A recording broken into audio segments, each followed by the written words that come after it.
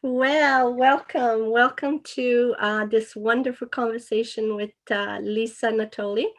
If you don't know Lisa, Lisa is a teacher of God. She has been with the course 30 years, Lisa, about approximately. Yep, yep, And Lisa has created these wonderful program. One is called the 40-day program, and another one is called the Healing Cure, correct? yep. And you also wrote a book that I like, Cooking and Healthy, all kind of dog.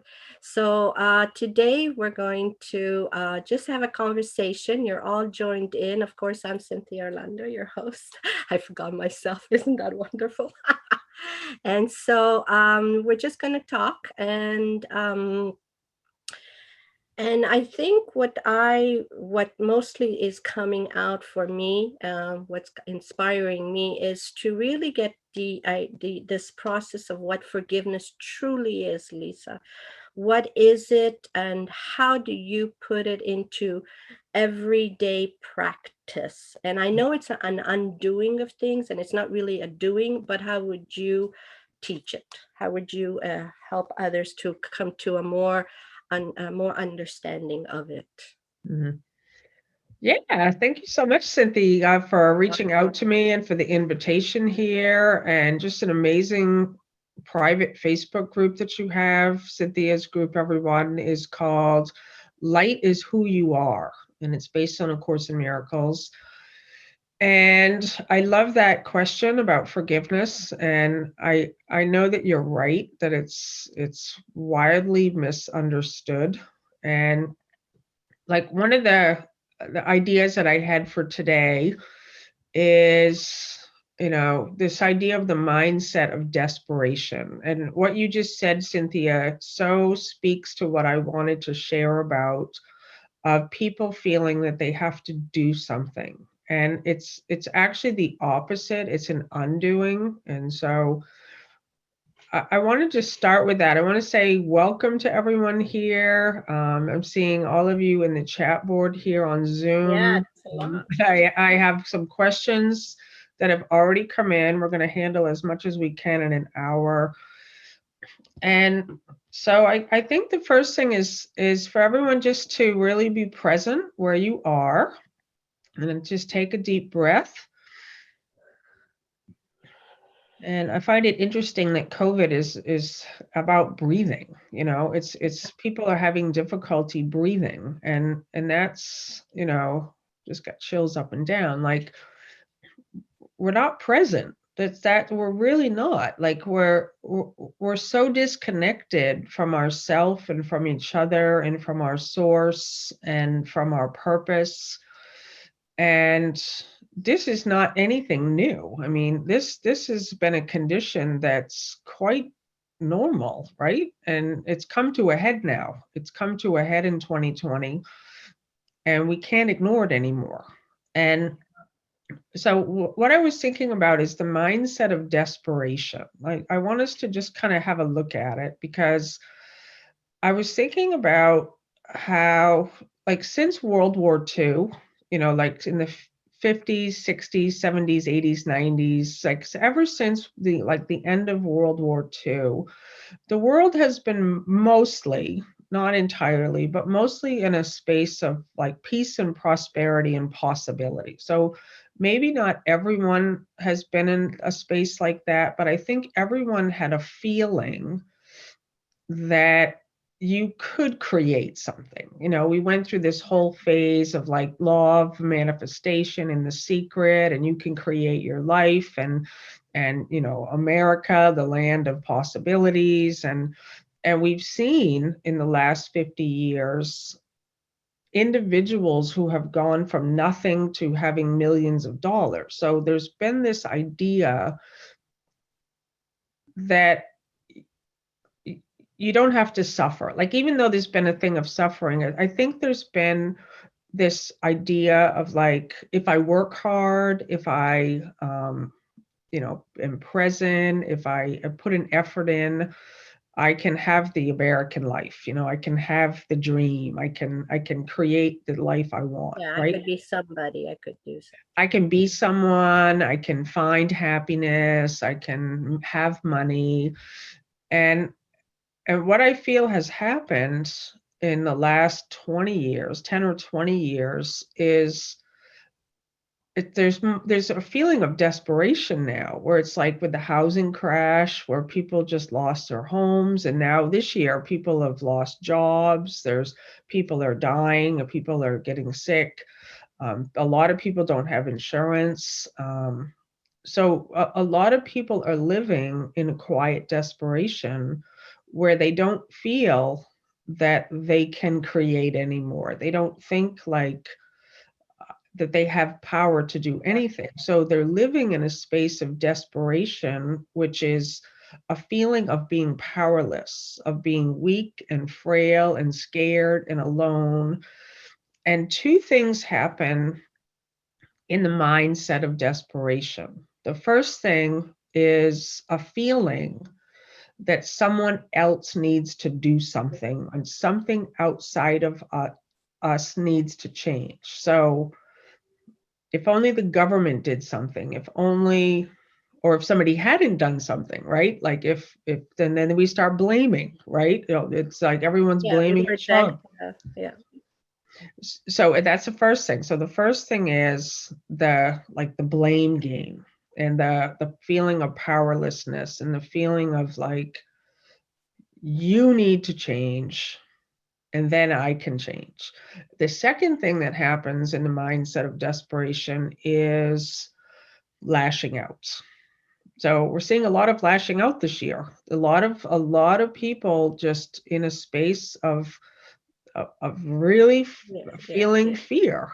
yeah, And yeah. so I wanted to just introduce this topic today because I mean, I have people lash out at me. They want me to do something. As a Course in Miracle teacher, I need to speak up about a range of topics. I get emails all the time from people telling me I have to use my voice, and I have to do something. I have to speak out about Black Lives Matter, and I have to speak up about Donald Trump, and I have to speak up about conspiracy theories, and I have to.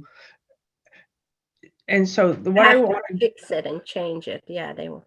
Well, that's why I loved what you Yeah, started with, Cynthia, because this is the crux of it, is that when anyone is in a place of disconnect from their source, they always feel the discomfort of the disconnect, and no one wants to stand in the discomfort. So what you said at the beginning, that you opened up so accurately and perfectly, is like this feeling of like something has to be done. There has to be a doing.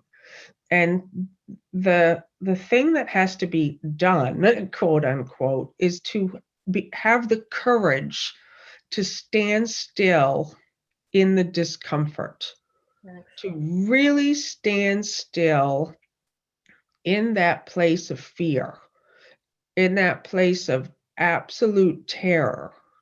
Because, like, one of my favorite workbook lessons is workbook lesson 333, which says forgiveness. You asked about forgiveness at the beginning, is that forgiveness ends the dream of conflict here. So, what it says is that conflict must be resolved. It cannot be set aside, called by another name, evaded.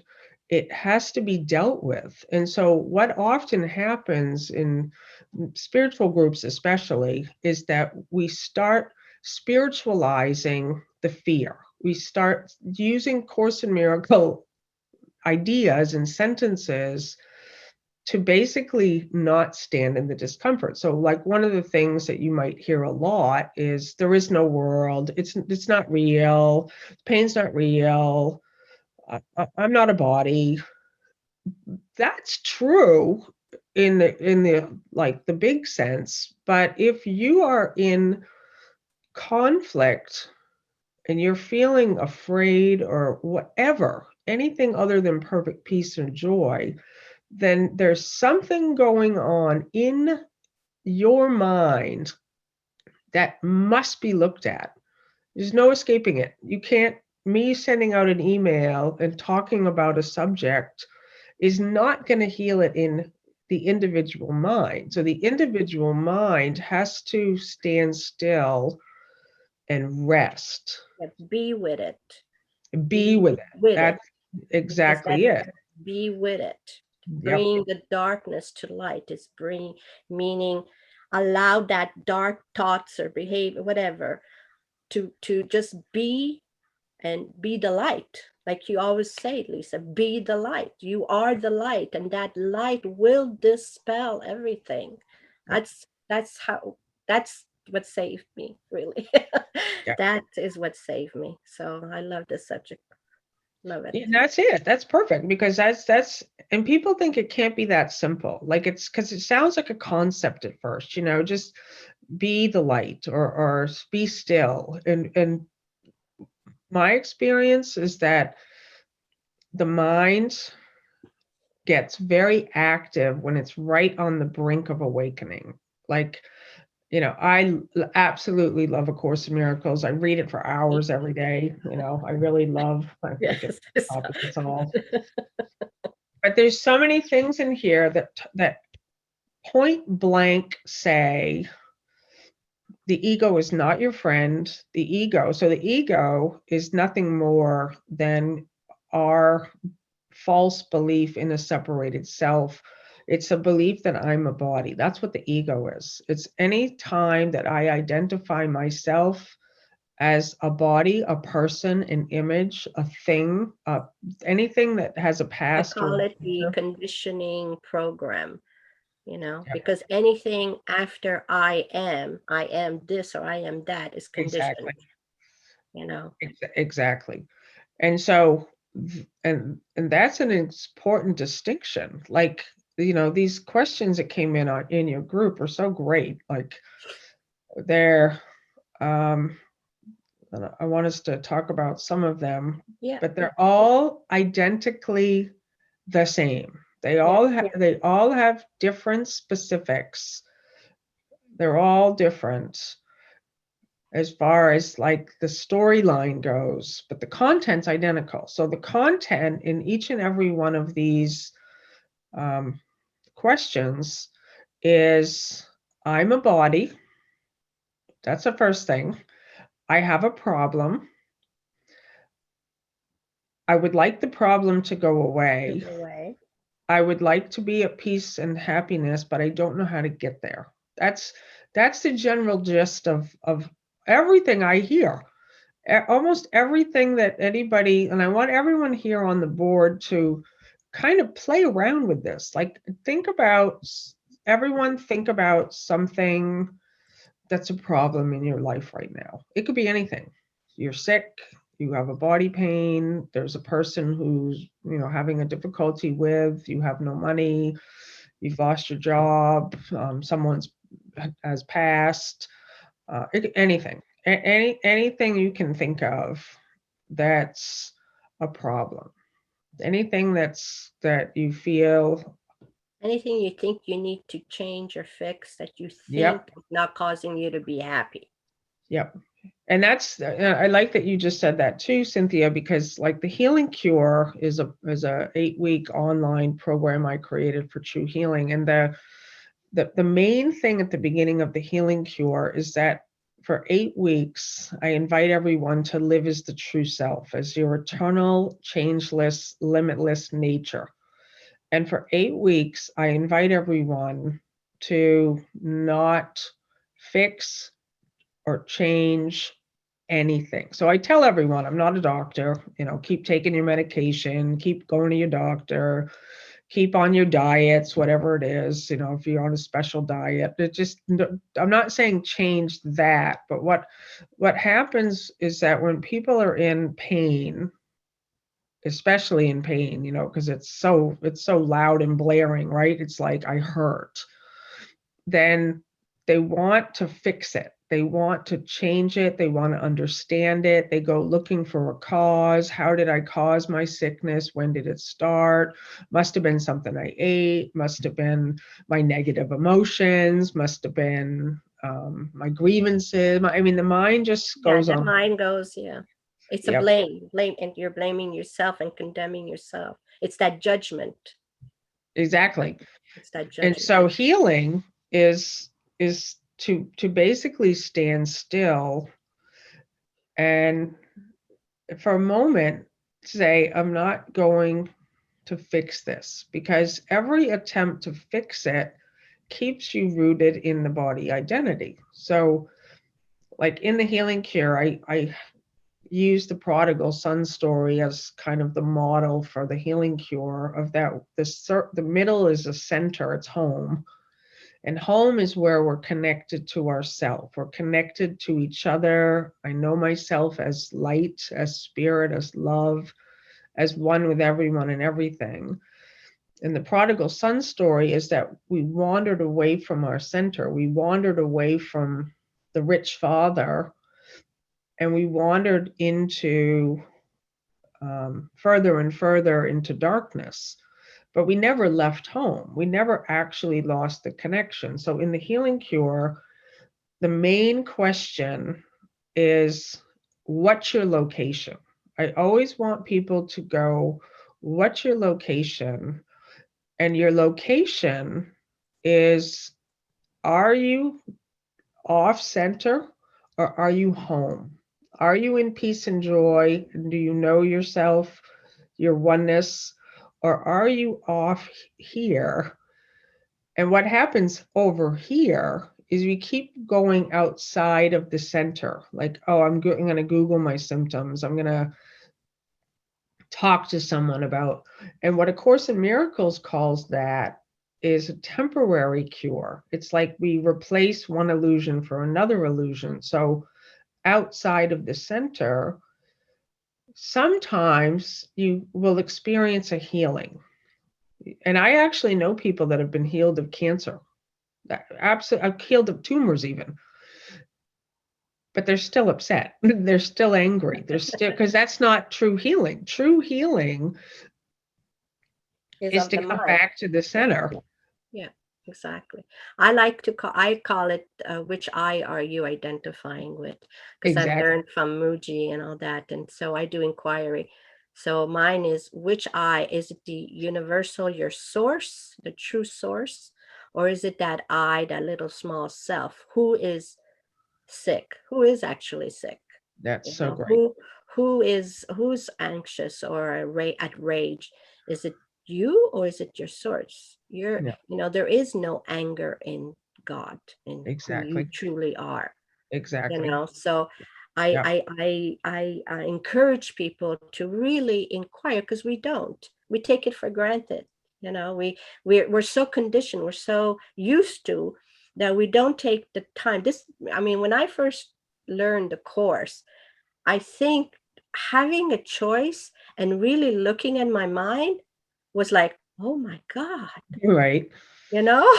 And Yeah. so I think that that's what it meant. The course means be still, investigate, look into it, look who's sick, or who's angry, or who's this. Is it Yeah. the true you, you know? Yeah. So I love it. That's it. And that's so simple, because and that's, I mean, I've in the last couple of years also have very much gravitated towards the non-duality teachings, Rupert Spira and Francis Lucille, and it's the same message that you're Yeah, expressing right absolutely, now. It's the absolutely. I. Absolutely. It's this, the truth is the truth, and nothing but the truth. No matter how you teach it, it's the truth. So yeah, it's just yeah, for me it was just um uh I learned the course a long time ago, but I could not get it very much. And then I started with Muji and the inquiry, and I followed that for a while. Now I'm back to the course, but now I perceive it differently. I understand it differently, because that helped me to understand the I that we are, the who we are, the awareness that we are, and that brought the course even closer to my heart. And now I'm totally with the course. But now there's a different perspective, a different understanding, a deeper understanding of it. I'm so happy. I didn't know that story about you, Cynthia, that you come from the non-dual teach, or you went back there. Because I had the same thing. My husband, Bill Free, he's been Yeah, I follow him too. following that for a Yeah. long time, and I really resisted it for a long time because of my absolute deep devotion to A Course in Miracles. And I know that I will always consider myself a Course in Miracle teacher. And I have, because of my own healing with the Course in Miracles specifically, that is really what I'm always pointing to.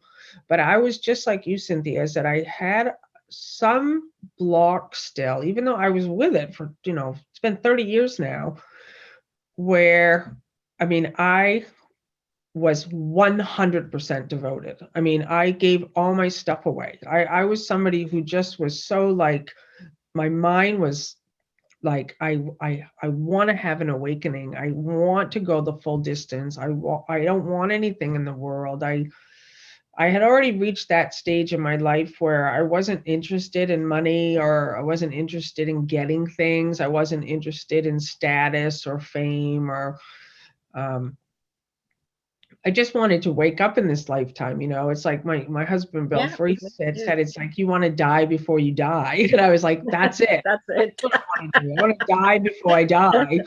Uh, And so there was a real frustration for me to really have what I considered 100% devotion. I was like, I'll go anywhere. I just want to help. I just want to be a light in this world. I just want to I want to, and I'm listening, and I have like long periods of prayer and guidance and following and trust, and I was like, why am I still struggling? What is this? And so when I had the openness to look at the non-duality teachings, it was like a missing piece for me. It was because the part that I was not getting, which is, like this Rupert Spira's book, The Nature of Consciousness, is, I actually think this is the most important book in the world right now. I've said it many times. no, I Like, haven't had it. this is going to be, in the kind of what the scientists are going to get on board with. But what the non-dual teaching is saying is, and A Course in Miracles says it in a particular way, and I had exactly what you had, is when I came back to the Course, I I understood. suddenly Well, just made sense in a new way. But well, to basically, me, what awareness is forgiveness. exactly, It's forgiveness. Awareness is still, it's quiet, it's just there and an acceptance. That's what forgiveness. And when I put those two together, I mhm, understood everything. exactly. Well, Understood. that's was what it was for me too, because like when I heard Rupert say a consciousness only model, that there's only consciousness, there's not levels of consciousness. Yeah. And of course, the Course of Miracles says that, but I couldn't hear it, because what the world talks about, and it's in all the self-help books, it's that there's levels of frequency, there's different vibration, there's lower frequencies, there's higher frequencies, there's slower moving frequencies, there's um, and that you can raise your consciousness. I mean, all these kinds of terms that I believed in. I thought, oh yeah, that's it.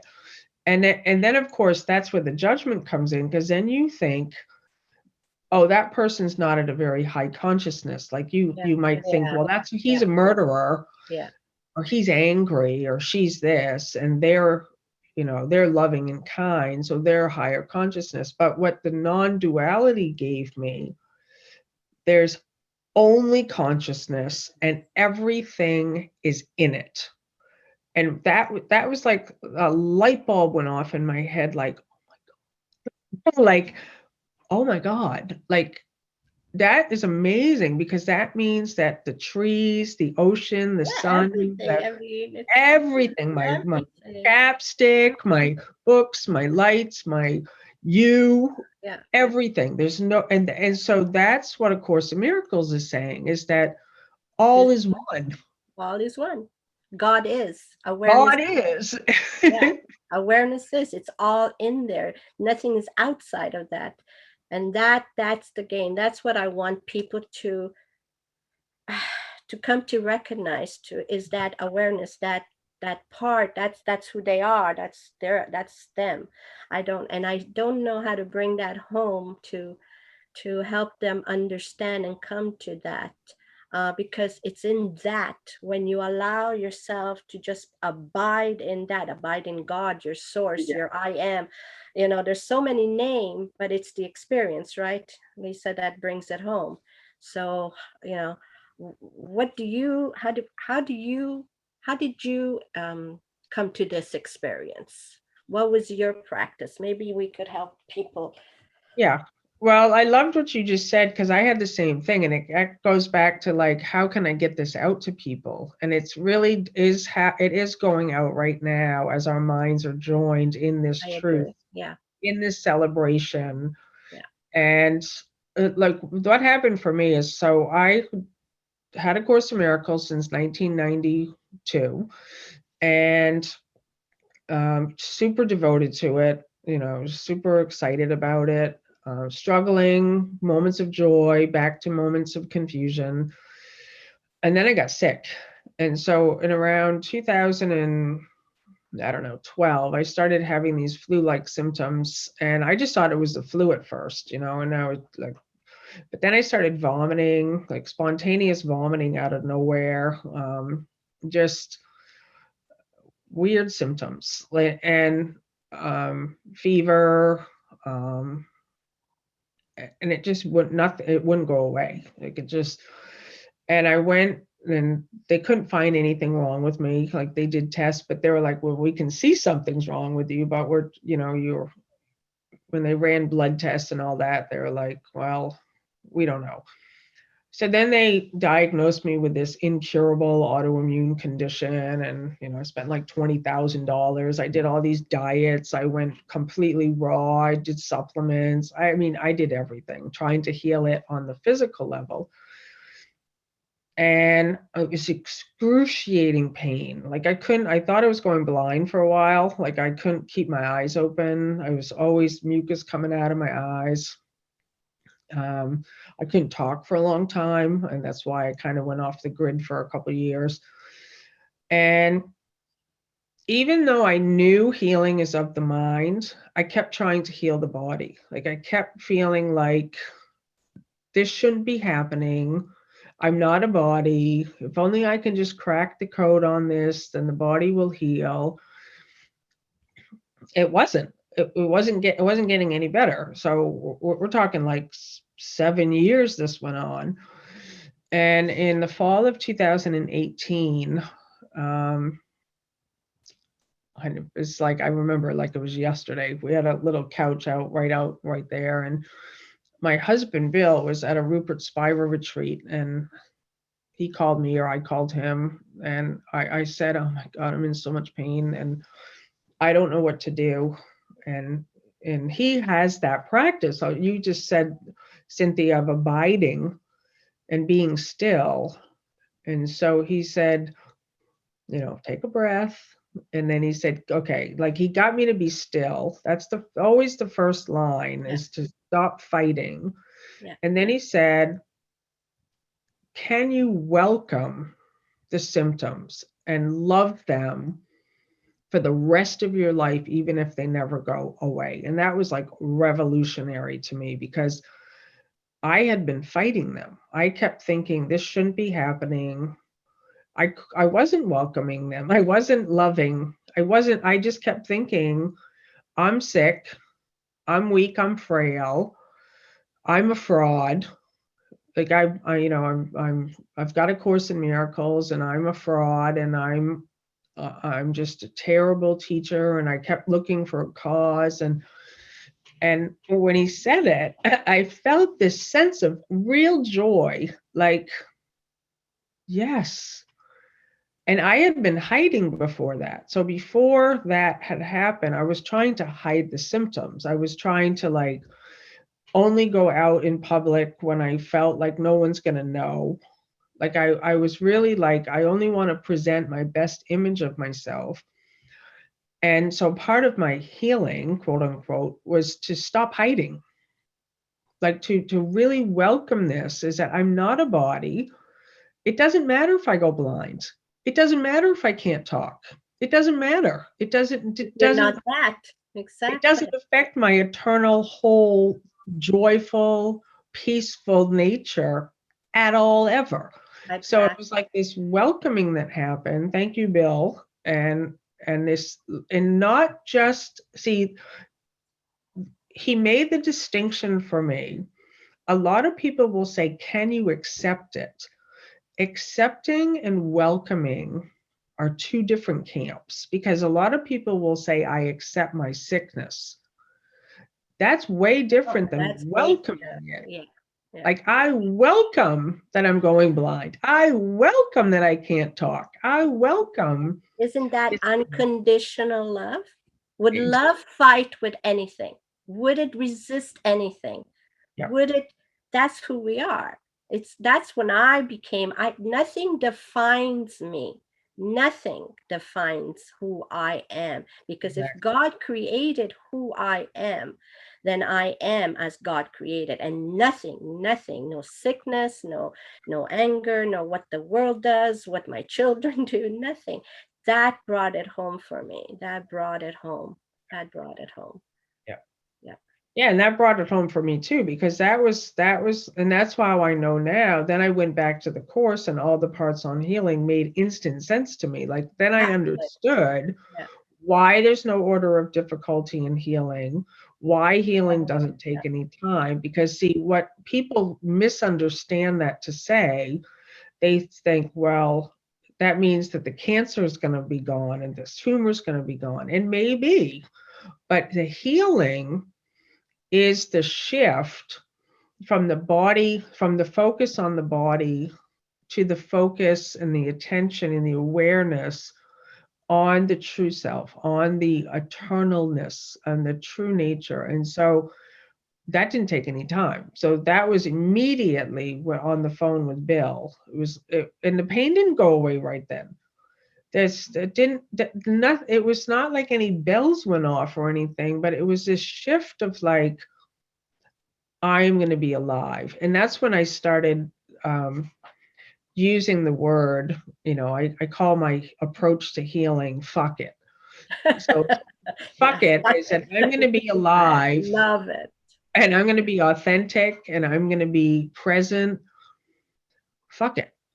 I'm going to be alive for whatever. And I thought I was dying. Like, I went through a whole big span of years where I just thought, I'm not making it out of this. Like, I just thought today's the day. And I really was like, with whatever remaining time I have left, I'm going to be happy. Like, it was because we don't know. We literally don't know on this day when our time is up. We don't know. So why are we keeping Yeah. our lives on hold? And why are we maintaining a body identification? And definitely, why are we fighting with each other? Like, that's the part I wanted to really express today, is that, like, for everyone to just understand, everyone's going through a difficult time right now, and people are going to lash out, because that's what happens when they're disconnected. And for everyone to really have more of a sense of like, I don't have to lash back. Like, to really come from a place of kindness and compassion and silence. And people tell me stuff directly. They literally come to me directly and tell me I'm a bad friend, I'm a terrible teacher, I'm not doing this, you should do this, you're there. Like, I'm not making it up. They come and they tell me. And then, and sometimes they post it in public too. They'll post out in public things I said that I didn't even say. But I mean it when I say, like, I'm not lashing back. Whatever remaining time I have here, I'm going to be the light of the world. That's why I love your Facebook group so much, Cynthia, is that light is who you are. Light is our identity. And so what's been interesting for me is almost every single person who has lashed out at me like that, because I don't defend, I don't explain, I don't, you want to say something to me or about me? Fine with me. It's like, it doesn't affect my reality. And they always come back later, sometimes quickly, sometimes months later. I don't need them to come back, but they'll say, "Oh my God, oh my God, I'm so sorry." And I'm like, "Oh my God, hey, so much." Like I don't even bring it up. I don't even because the love never went away. There Yeah. was always a sense of like, "Oh yes, we are all connected as one," and I just see that that's what's happening in the world right now. Is that, and I really feel deeply that something really, really fundamental needs to change in all the systems, economic, education, social, medical. I mean, across the board, something's. This is the time. And of course, what we see right now is a lot of division and a lot of fighting. We have a lot of people that are living disconnected from the truth of who they are. And so as many people as possible that can hear what we're saying here today and say, oh, I can get on board with this way of living. I'd like to ask everyone who's here who could do that. Like who could actually like stand in the truth of what you are. And I've been watching this chat board at all. Yeah, me too. It's staying in that unconditional love. And what does that really mean? Unconditional means unconditional. There are no condition in which you need to resist or fight or argue. It's love. Just love it. Just love it. Just love it. Just be in that presence, in knowing that, as the Course says, there's no sin. And sin is, we have this belief in sin, of how we were taught what sin is, and I think that is why we judge and why we point fingers, instead of knowing that we make errors, we make Mhm. mistakes. Yes, I know I make mistakes, but that mistake does not have to bring me, does not affect who I truly am. It's Yeah, just a mistake, and it's just a shift that I need to just adjust it, to change it, to see it differently. And that's all we have to see. So we have to see what's happening in the world differently than what we have been conditioned to believe in. yeah, Let's start looking at it different. But I believe now everything is sort of coming up now to look at. yeah, We need to exactly. look at it. That's We need exactly to it. look at it. Yeah. Yep. And So that's why there's no mistakes or accidents. Like that's why like what we see happening in 2020, that's how I see it exactly. It's just I like see it all like of that. these things Yeah. are coming up to be looked at and to not for someone else to look at them and not for someone else to heal them. But if it's creating a charge in me, then that's mine. Yeah. Exactly. Exactly. Is there any questions? Maybe we could answer Well, we something. have all these questions in your group. Let's have a Okay. look. Let's look at them. Let's see. Well, there's one from Christina Miller. I could ask. I'll say the question. It says, I live with chronic fatigue-like condition that at times makes it very difficult to move or even think. I have been working on seeing my conditioning differently, welcoming it and seeing it as divine. And this has shifted things for me. Sometimes, however, I get caught up in the physical sensation, thoughts of suffering. The question is, can I can, where say, my question is, when I have these thoughts about suffering, and how will I be able to take care of my young children? That's the, and Mhm. not get stuck in the thoughts. Right. Yeah, so it goes back to me like what you were saying about the I, it's just to I think there's like a false idea that one shouldn't have any physical pain or physical like there's an idea of like what health looks like or what I mean there's just categories of good and bad and right and wrong and of some Some kind of judgment.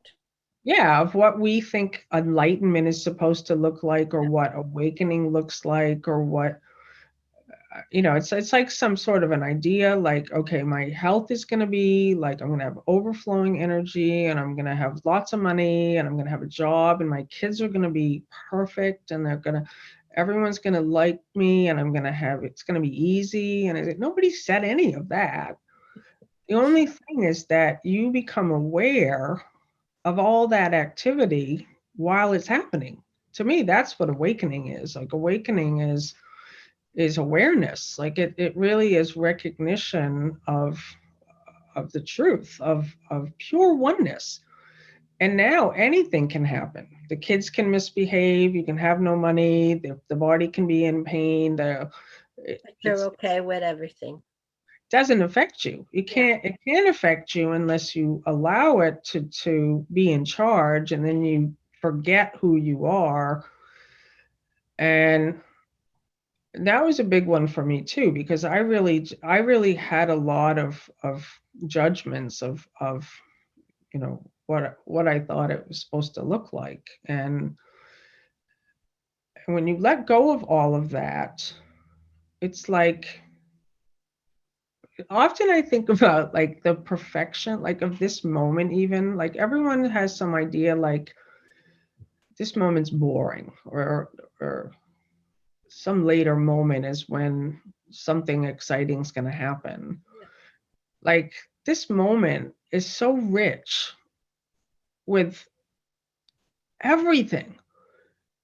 Like in that eternal resting and it's just like oh my god what was I looking for like we seek and we search for some experience and and when the realization of the self occurs to each and every one of us and the time is set for whenever that happens it's total freedom.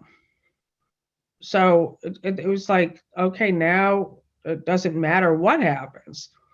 I have a job, I don't have a job, I have money, I don't have money, the body's doing this, the body's not doing that, you're doing this, you're not doing this, you're not like now I don't need to control the universe. I don't need things to be different than how they are because now the only thing that's going on here ever is where am I in the middle of all this activity? Like am I awake to to all that's occurring? I would like to bring that home with my own example right now. Maybe it'll inspire others.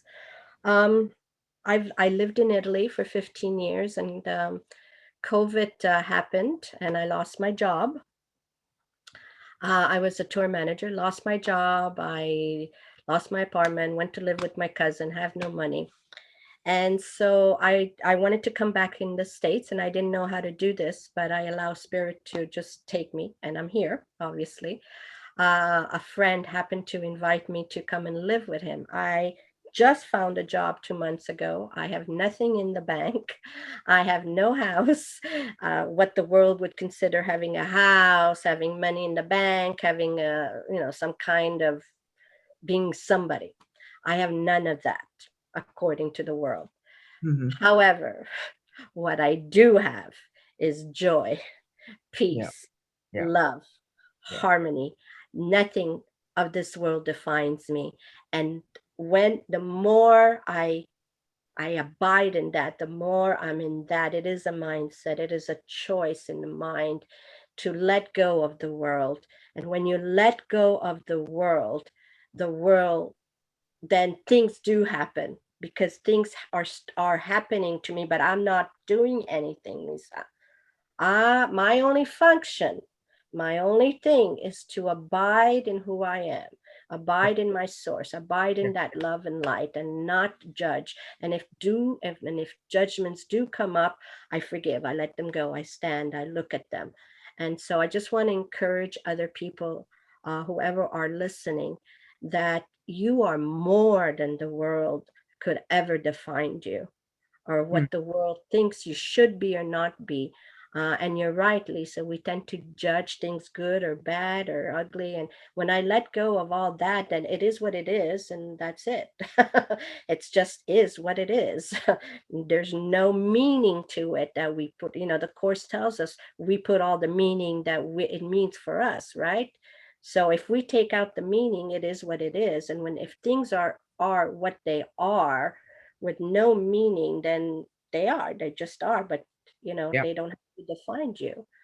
Yeah. So that's beautiful. So That's exactly it. I see a message here too from yeah, Teddy Poppy. Nice to see you here, my friend. He yeah, says, when you reach that stop, you have the experience and then move along the road further, not stop to institutionalize your enlightenment. And that's it. Like, it's like there's the one thing that I see a lot of is that people say, I had an experience and I lost it, and they're trying to get back to the experience. But you just, Cynthia, described it. It's like in the abiding, you're not hanging on to any experience anymore, no, and things don't have to be any different. Like you said, I don't have any money in the bank, I don't have a place to live, but I have peace, I have joy. You have awareness of your the presence that present. you. Yeah, That's everything. That's our inheritance. yeah, And so, like, to come back to this place, like, this is why I really love Rupert Spira's this Nature of Consciousness book is just flipping my mind. But it's like, and A Course in Miracles talks about it too, is that the eternal nature, our shared nature that's shared through all things, never changes. And so whenever there's this idea, I lost it, I had it and I lost it. I was joyful and now I'm angry, and I was in love and now I'm confused. And then, people think like I was awake and then I fell asleep. The only thing you ever lost was awareness of it. There's no such thing as like shifting emotions. exactly. There's only everything's happening, and there's the abiding. And so now, like, that this was an eye opener for me to realize that that which we are that is shining, it doesn't shine less brightly when you're in sorrow. It doesn't shine. It's so people mistakenly think, well, I'm not happy, so I'm not there yet. You're always there. You never left. You never can leave your eternal. You can never not be who you are. Exactly. Exactly. So when you have, like, the shining never dims. The only thing that maybe dims is your awareness of the light that you are. And then you attach yourself to the emotion, and then you think you're the emotion, and then you start running a story about the emotion, and then you start running a story about the past and the future, and I wish this was happening differently, and I wish they were acting differently. And so to come back into this space of presence where the memory of God is restored, that's it. And so like one of the things that I'm hearing a lot lately too is that people feel they don't have a purpose. They're like, Yeah, we're so used to, like, human doing, like, where we think, I'm supposed to, like, help others, and I'm supposed to be a spiritual teacher, and I'm supposed to, like, save the world, and I'm supposed to, um, whatever, like, whatever ideas run around as far as, what like, you our, find, yeah. I don't know, accomplishments or something. And so to come back to this purpose of just abiding, That's our purpose. Like our purpose is to know thyself. I like Arthur Gay who says, "My purpose is to know myself." I like it. Hello, Arthur. So nice to see you here. Like that's it. Like To to know thyself. know Exactly. thyself. That's the That's beginning, the the purpose. end, the goal, the accomplishment, the achievement. And but then the mind goes, well, what do I do with my days then? Like that can't be it. Like it's got to be. I have to go feed the children now, and I have to go, I give think money, and I have we to. have this idea that we have to do life instead of understanding that we are life. We Exactly. are life, and life is just taking care of itself. And you just have to go with that flow because there's always something to do, let's say, but it's not a doing, it's you're living, you're living. And whatever is arising in that moment is what you're meant to do. Not anything else. And I love it. I mean, yeah.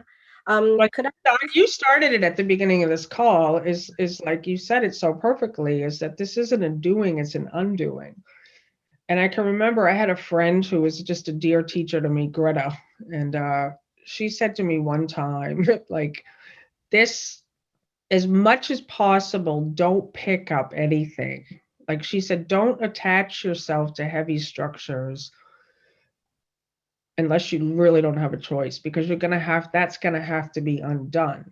So, often we keep thinking, well, I'm gonna, create something big, and I'm gonna do good things in the world. And but to me, this is really a shedding away of like all those heavy structures to come back into this lightness.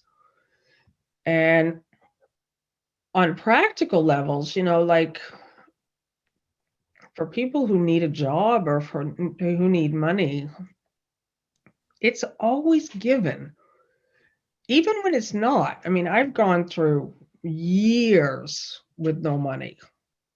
Me too. I have no money now, but I, like you said, love sustains you. I had my cousin who helped me out. I have my friend who has taken me out, and these are Yeah. life itself. I mean, because we're not separated. It's our pride. I know for me, at the beginning, it was difficult to receive because, there's that ego thought, oh, my pride, oh my God, I have to be Yeah. independent. But then Yeah. when I realized, well, life is giving me through my friend or through my, so just open yourself up to it. So life does sustain you. We just have an idea how it should look like. Well, that's just it. I love that you just said that, because like, you know, I never really felt a state of desperateness so much, even when I had no money and no job. And I mean, I had times when, I've shared this story before. I didn't have any money for food, and I would drive to a place where I knew there was toast and peanut butter and jelly, and I'd make a piece of toast, and that was total abundance right there. And like I didn't have any money to put gas in my car. This was back when it was $4 for gas, and somebody would give me $2, and I used to have to go inside the gas station because I didn't have a credit card, and I would pay my $2 for half a gallon a tank. It would just put like fumes in my car, and I had to start asking my neighbors if I could ride with them. And see that, but that's the abundance of Christ, is where you recognize that that's where the image disappears. Like when you really can say like, oh, this is like, look at us all together here right now. You know what I mean? Like this is amazing to me, like how we really do have everything. And I think what you just said, Cynthia, too, is that sometimes the lesson is a lesson in receiving and in Mm. joining. And I think sometimes if we have money that just comes to us from a job, we don't ask for help. We don't join with others. We don't get out there. So that's the place where, instead of looking at things are like bad, or I wish things were happening differently, to start to change how we see things, where everything's just a big adventure now. Yeah. It's like, oh, I don't know where I'm going to end up next. I don't know. I don't know. And everything is I mean, everything is really for our own healing. It's for our awakening. I know for myself, like I said, when I first lived with my cousin in Italy, when not having a house and a lot of guilt came up, a lot of guilt. And so that's an opportunity for you to heal that and Mhm. to see what's the image you have, So I've now come, like the course calls, the happy learner, because I know that everything is meant for my healing, and including I work at Target now, and I don't longer go in because I have a job to do and I need to make money. I go in because what's my function? My function is forgiving, it's Mhm. loving. It's so I try to bring joy and happiness and everything wherever I go, because that's what we are meant to do. That is our function, because we are all meant, we are one, and love just takes care of ourselves through these bodies that we have. Yeah. I see a question here from Rhonda. Almost an hour. Oh my God, it went right by. Yeah. How can someone conquer chronic depression, which severely impacts their daily life and medication has not helped?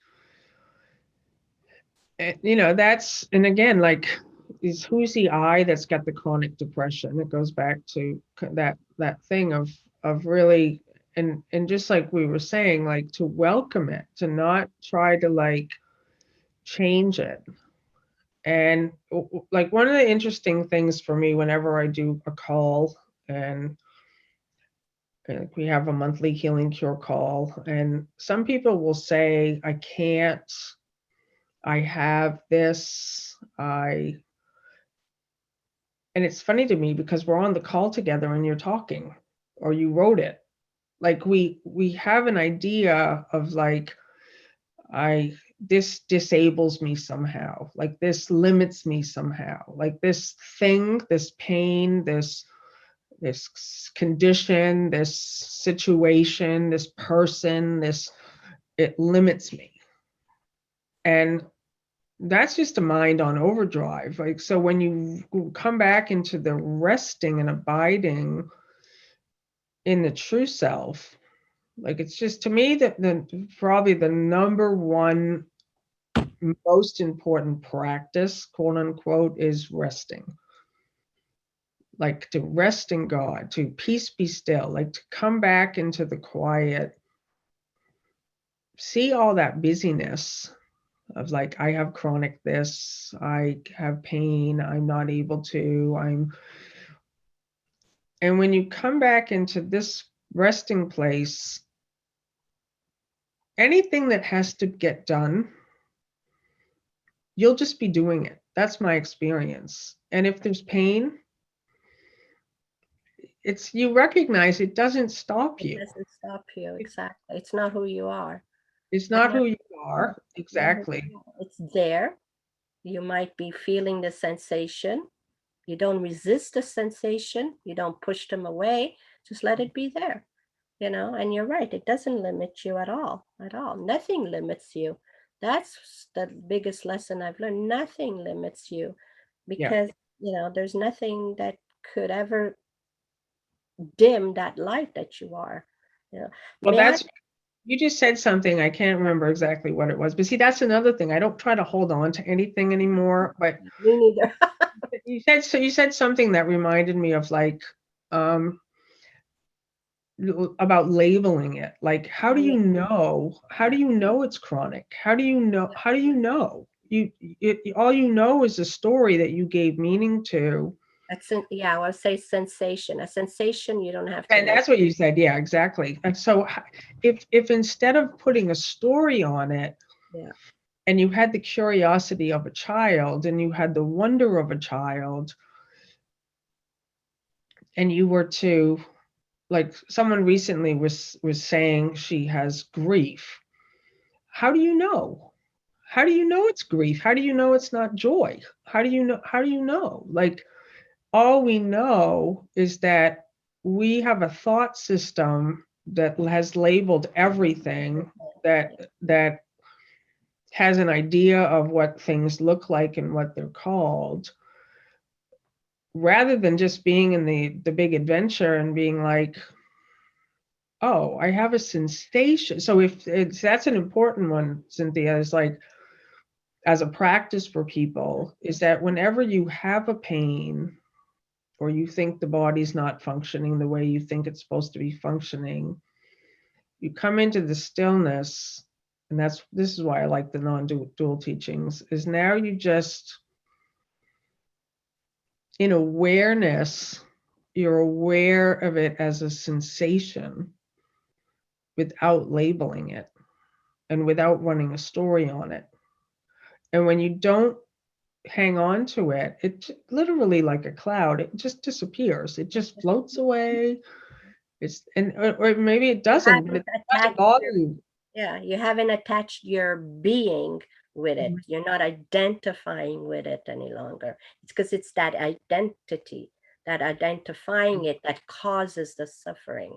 And Yeah. Lisa, I would like to another question that I promised somebody I would ask you. This is more because a lot of people can say, I could do it for myself, but now I have my children or my husband or whatever. So the question is, I believe I now have come to fully understand and know that my true self is always safe. However, I still find myself struggling and fearing any unwanted or painful experiences in our human existence. How can I overcome that fear and resistance, especially when it comes to my children's own future path? It's that idea of future and children. So how would you answer that one for them? Yeah, to me, it's in the word she uses, overcome. So there's an idea like, I have to overcome it. Like, I want it to be different. And that's, again, goes back to me to workbook lesson 333, is very powerful practice, is to stand still in any discomfort, any fear, any confusion, any worry, anything. And when you stand still in the that's why, like, Jesus is the perfect model as a teacher of, like, being tempted. The devil's nothing more than our own body identity, trying to tempt us to be what we're not. And everything's tempting us to be a body. We're not bodies. And so, and what I always suggest, I like it when people write stuff like that, because I always suggest they go back to what they, to see exactly what you wrote, and then kind of like identify the I, like, I'm suffering, because she didn't say that, but that might be an example. Okay, who's suffering? Like, and then to to get, like, that idea of, like, there's nothing to overcome. And that goes back to, like, I need to do something, I need to get out of this discomfort, and then I'll be home, then that's the ego trick. Especially for parents, aren't they? They always think, well, once my children are happy, I'll be happy. You know, once they're settled, I'll be happy. And it's thinking that they're going to do something about it. Um, Teddy says, stop struggling. That's where the pain is. And yeah. see, that's like that Bob Newhart one, which is, and people Oh, don't yeah. I realize, it's like, that's such a get simple over it. instruction. Just stop it. Like, stop struggling. Stop. Like, what Jesus said to Helen Schuckman and Bill Thetford. And I just love his direct commandments. So Jesus was somebody who used commandments. He didn't use process, and he didn't heal chakras, and he commanded, get up. And what he said to Bill and Helen was, have more confidence. Like, he recognized. Then that's the thing, like, when and that's the instruction from our minds, like, that we're realizing this. I'm like really am obsessed with all the parts about healing because I'm so fascinated by it. But it talks about sickness is really is of the mind. It's a belief I'm sick, I'm weak, I'm frail, I'm powerless, I'm alone, I'm a body. And healing is a decision to be one again. Healing is the recognition of our shared oneness, our identity and truth. And so sickness is the struggling. So stop it. Like to the pain is in the struggle, not in what you are thinking. It is in what you're struggling with. It's So believing that's you have another will other than God's. And what's God's exactly. will? It's putting your will one with God, and God's will is joy, happiness, and love. And God is your higher self. But yeah, so it's believing that it has to be anything other than what it is. It's you know, I love. Um, I want to because I think this is very, very one of my favorite things in the quote in the course. It's lesson workbook lesson 189. And the Mm, only one, the part that I'm going to read is what we're talking, which is simply do this, right? Be still and lay aside all thoughts of what you are and what God is, all concepts. So we have to put all our concepts away, and that we have learned in the world, all our images, all of our things about ourselves, to empty our mind. That isn't that the practice, Lisa? To empty our mind, to undo everything we think we know, everything we've learned, everything we yeah, have come to be taught, that we were taught, the conditioning, the labels, the concepts, the judgment, the that's what causes the suffering in yeah. any. And like you said beautifully, there's different questions with different types of problems that we see, but they're all the same because it all comes down to one thing. It comes down to, who are you? Are you these things, or are you the light and love that God created? And so there's only one solution. Many seems like there's many problems, but there's one solution: identity, your identity. you know Yeah, and I think that's, we're at the end of our time yeah, together, but I know we could go on forever, and yeah. I would love for us to do this again. But I love what you just directed everyone to lesson 189. I feel the love of God within me now, because this is all about there's a light in you. Yeah. And it says, there is a light in you the world cannot perceive, and with its eyes you will not see this light. For you are blinded by the world, yet you have eyes to see it. It is there for you to look upon. It was not placed in you to be kept hidden from your sight. This light is a reflection of the thought we practice now. I feel the love of God within me now. To feel the love of God within you is to see the world anew, shining in innocence, alive with hope, and blessed with perfect charity and love. And then, like what you just said, which I think is one of the most powerful practices, is forget this world, forget your mistakes, forget the past, forget it all, and so often people think, well, no, I'm supposed to look at it. I'm on a spiritual path. I'm in a course of miracles. I'm healing my mind. I got to hang on to these stories. I got to no. Like, let it all go. Let all Simply do this: be still and lay aside all thoughts of what you are and what God is, all concepts you have learned about the world, all images you hold about yourself. Empty your mind of everything it thinks is either true or false, or good or bad, of every thought it judges worthy, and all the ideas of which it is ashamed. Hold on to nothing. Do not bring with you one thought the past has taught, nor one belief you ever learned before from anything. Forget this world, forget this course, and come wholly empty hands unto your God. Lisa, could you tell them from what you're reading? Because I have some question they want to know from where you're reading it from. It's from Workbook Lesson 189 in A Course in Miracles. Thank you. Well, Lisa, yeah, I'm Thank you so so grateful. much. That's so exciting that you just picked up. Did you come from Italy? Did you say? Yeah, I lived in Italy for 15 years. I went back. My life has been Canada, Italy, and everything. Anyways, I Oh, was okay. in there 15 years ago, for 15 years, and I just came back 2 months ago here in California, back home. Okay. Um, Where in California? Northern California, Okay. Sunnyvale. Yeah, Where were yeah. you in Italy? Northern, where the red zone of the COVID, in the northern part, Lombardy. Oh, okay.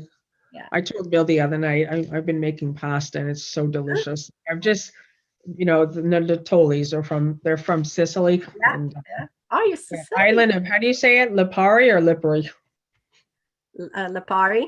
Is it? Yeah. Yeah. So I told Bill, I so want bucket list kind of thing. I really want to go there and eat the pasta.